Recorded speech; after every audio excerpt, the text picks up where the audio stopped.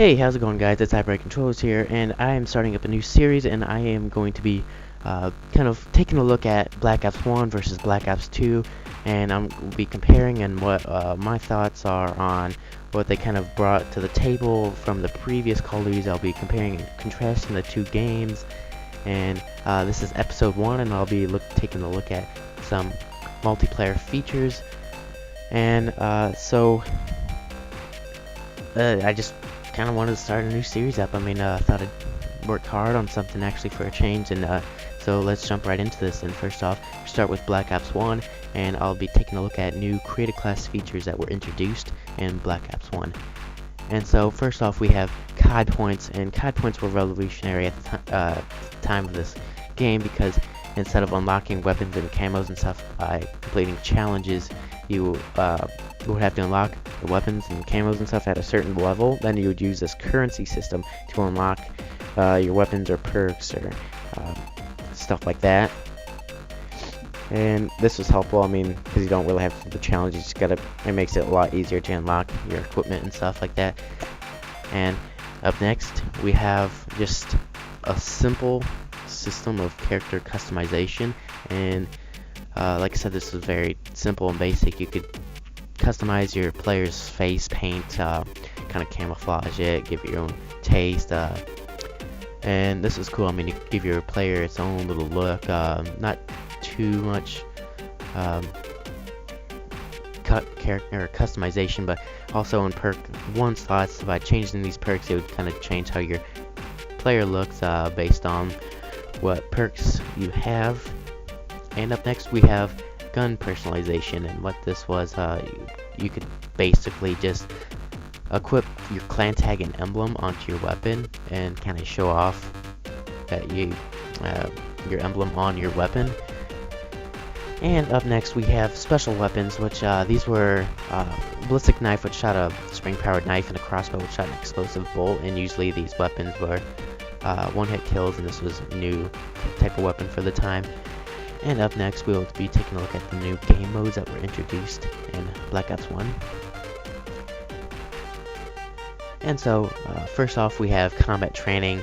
And so what is combat training? I mean, you guys already know what combat training is now, but at the time, this is huge. Combat training is basically just a game mode to practice your skills or just to have fun. Like right here, you can see me playing against bots, and these bots, you could easily change the levels of their difficulty and the settings, and you could play on any map you want. You could play in like team deathmatch or free-for-all, or sometimes you could search and destroy in it.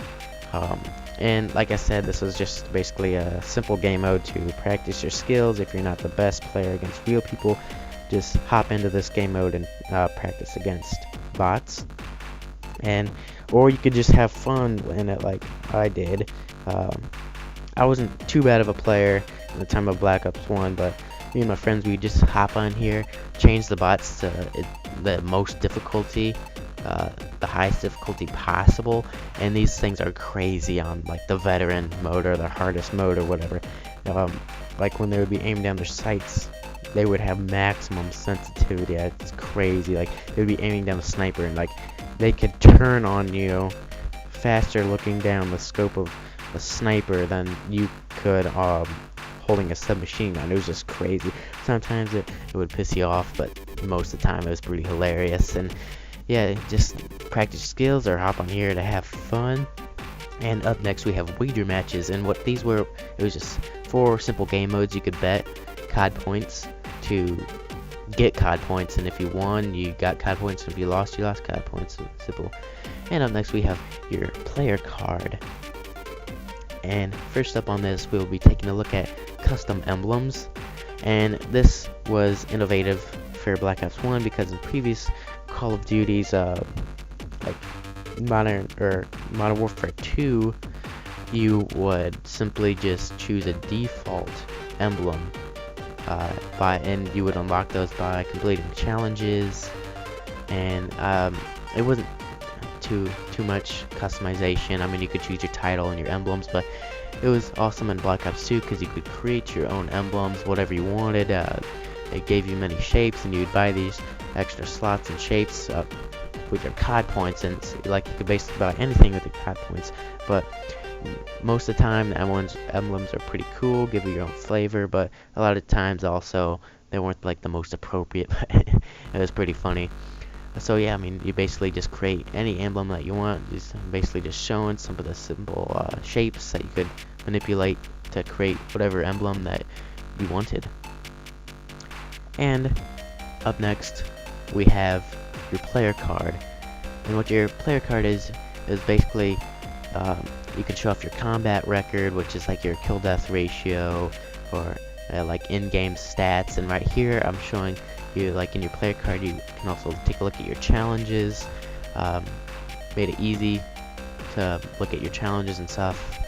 And also in the combat record, like I said, you can take a look at your stats, like your kill death ratio, your accuracy, your win-loss ratio, what win streak you are, or you could look at what kill streaks you use the most and what kill streaks you die from the most. Or you could take a look at community, and you could look at other people's films, their clips and screenshots or custom games that they created. And it was kind of a nice little option to implement into that. And you can also take a look at the leaderboard, see who's on some of the best players in a game mode, and it kind of helps you to want to play harder to get higher up in the leaderboards. And up next, we have contracts. And so these contracts, they were basically challenges that you would buy with your COD points, and if you completed the challenge in this certain amount of time given, you would be rewarded with more COD points, and it was basically just a nice little investment system to gain more COD points. And next on the list we have theater mode, and theater mode was pretty cool because most people don't have game captures or PVRs, and this mode allowed you to go back and record footage from an in-game system. You could also record or capture screenshots. This is cool. I mean, like I said, people who don't have game captures and stuff, this made it easy for them to record their gameplay and share it on YouTube or with their friends and stuff. And so that concludes our Black Ops 1 multiplayer features. And overall, I was really pleased with Black Ops 2. Had a lot of fun on it.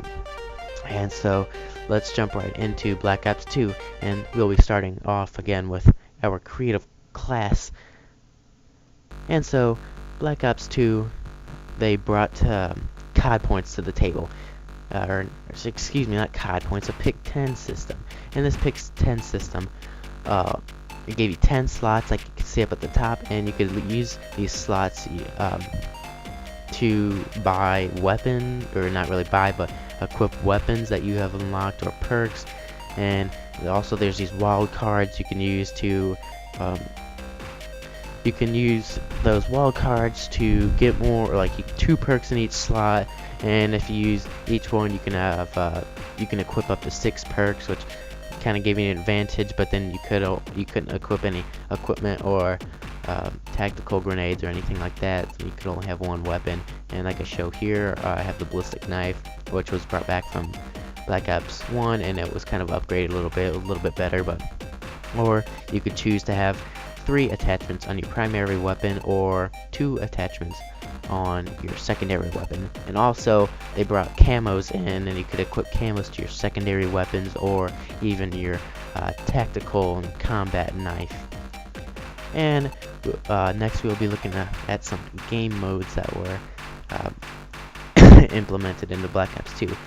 And so Black Ops 2, they brought back combat training, except it wasn't really called combat training, but it was kind of upgraded from Black Ops 2. The bots weren't as difficult. They kind of played or acted like real players. Like in Black Ops 1, you kind of noticed that their movements, like, it looked like they were hackers, like they had aimbots and crap like that. But so Black Ops 2, it was cool because it felt like you were playing an actual player, and just like Black Ops 1, you could change the difficulty of the bots, and most people, they use this. I mean, I didn't really use it as much in Black Ops 2 as I did in Black Ops 1.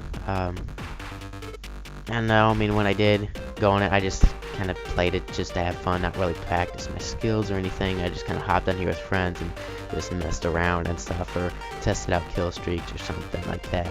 But overall, I was, excuse me, I like the new combat training is upgraded quite a bit, and it just felt real nice also. And now we'll be taking a look at League Play, and what League Play is, it's a chance to play like MLG players or pros. Championship series, it's 4v4 with MLG rules, and search and destroy, hardpoint, and capture the flag game modes. And the Mosh Pit series, it's 6v6, it's kind of just a solo rank thing, and these modes are really fun. I played these a lot. And let's take a look at how Black Ops 2 changed the theater mode. And in Black Ops 2, the theater mode was kind of it wasn't too much different from Black Ops 1, but overall, I mean, it was pretty easy. I mean, I didn't see many people using theater mode in Black Ops 2 as much as people did in Black Ops 1, but overall, it was a really good system.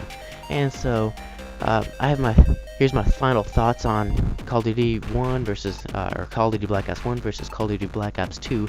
And overall, I enjoyed Black Ops 1 better. I just had a better experience on that. I felt that Black Ops 1 kind of brought more to the table after Modern Warfare 2 than Black Ops 2 did after Modern Warfare 3. Black Ops 2 was a great game, but overall, I enjoyed Black Ops 1 way better. And so, with that being said, the winner for multiplayer innovation goes to Call of Duty Black Ops 1. And like I said, the reason behind this, personally, I had a better experience on this. You might have too, you might not have. Like I hear people say, they didn't really like the era Black Ops 1 was set in. I like the future idea, but I'm just not more into the future. I'm more of a history buff, so I enjoyed the Vietnam era more, and I just felt as Black Ops 1 kind of revolutionized how Call of Duty should be played. And if you guys enjoyed this, please give it a thumbs up. I spent a lot of time working on this, and I would greatly appreciate it if you could give it a thumbs up, and maybe share it with your friends if you thought this was a good video. And next week I will be doing this again. I'll be uploading it on Friday. It'll be a Friday thing, and I'll do this probably with campaign for sure, and zombies mode. And so with that being said, if you enjoyed this, please give it a thumbs up. And I guess if you guys have any comments on this, what I could do better, or what I shouldn't do, or what I should add to it, please give me feedback in the comments section. And so with that being said, I hope you enjoyed this video, and I will see you guys in my next vid.